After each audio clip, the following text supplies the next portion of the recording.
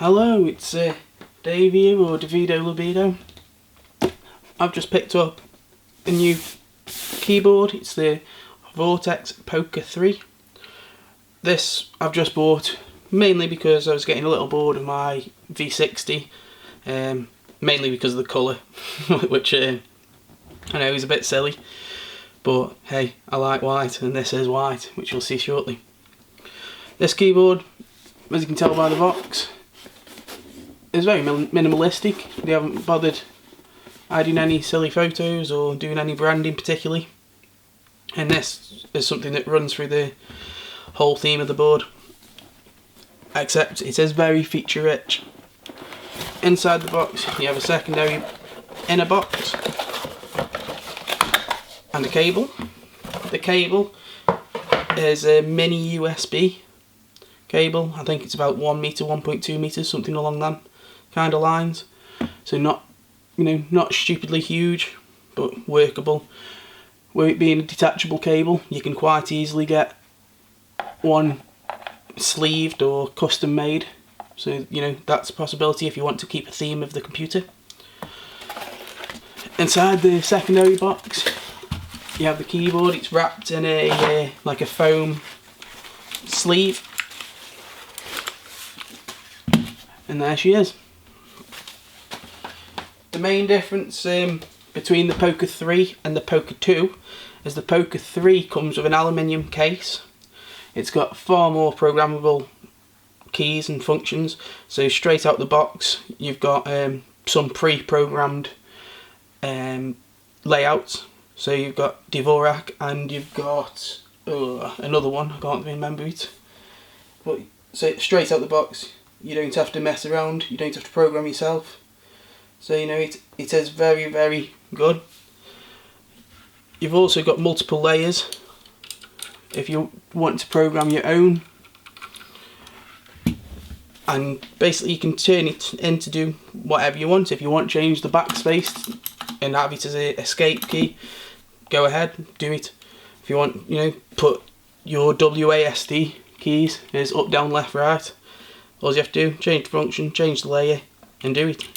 It's that simple. You don't have to mess around. It can change, umpteen things, and you can have it as much as you want, to do as much as you want.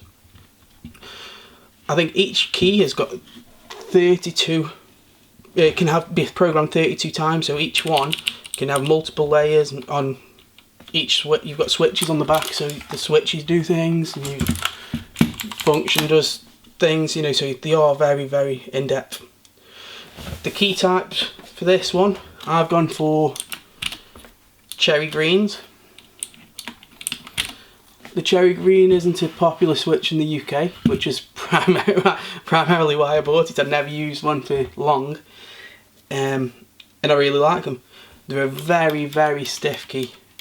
The closest you get in terms of type of key and feel of them is the blue. It's a clicky, loud switch. But these have got approximately 30 centinewtons more weight on to activate them than a blue switch. A blue's 50, I think, and these are 80. So in terms of weight, the closest switch would be the cherry black, which is 60 centinewtons.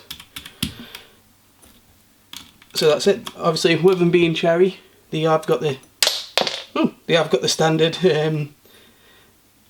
cross pattern, so you can just put different keys on if you so wish.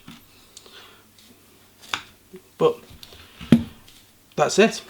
So why would you go for a 60% keyboard? One, they're a bit quirky, aren't they? They're nice, it's something a bit different. For me, I like them because they're so compact.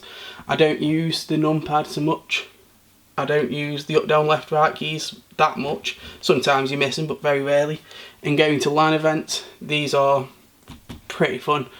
I usually put blank keycaps on them, which then makes people trying to input passwords and stuff into the computer quite funny.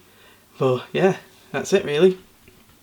This was about £100, which, considering you already get an aluminium case with it, isn't bad to me. Not when you think of a keyboard Paradise, a V60.